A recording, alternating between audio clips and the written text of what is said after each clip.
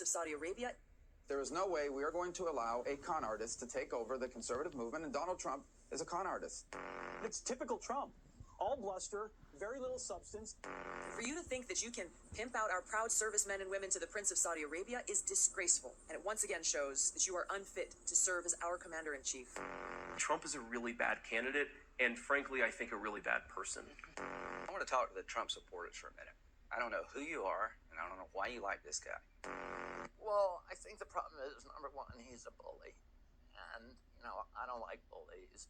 This is what happens when a leading presidential candidate goes around feeding into a narrative of anger and bitterness and frustration. This is a guy who said that John McCain is not a war hero, yet he sought his own 5 military deferments. There's nothing in our Constitution that gives you the power to go to war without the express consent of Congress. I'm a never Trump guy. I never liked him. We're about to turn over the conservative movement to a person that has no ideas of any substance on the important issues, the nuclear codes of the United States, to an erratic individual.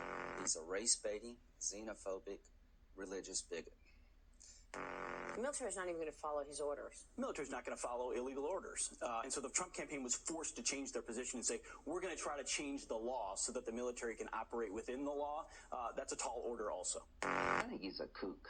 I think he's crazy. I think he's unfit for office. We may not have that many outright Nazis in America, but we have plenty of cowards and bootlickers. And once those fleshy dominoes start tumbling into the Trump camp, the game is up.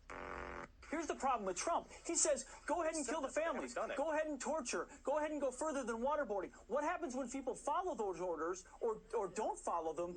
It's not clear that Donald Trump will have their back. Donald Trump is oftentimes about Donald Trump. At the end of the day, do you believe Donald Trump, who always tells the truth? Just kidding. Or do you believe that woman on that tape? He doesn't represent my party. He doesn't represent the values that the men and women who wear the uniform are fighting for. This is a man who in rallies has told his supporters to basically beat up the people who are in the crowd, and he'll pay their legal fees.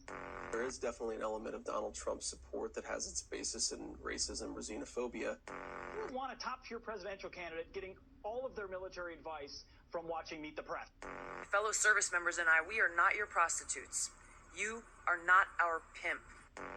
Can't stomach Trump. I think that he's noxious and is leading the white working class to a very dark place. No matter what happens in this election, for years to come, there are many people on the right, in the media, and voters at large that are going to be having to explain and justify how they fell into this trap of supporting Donald Trump.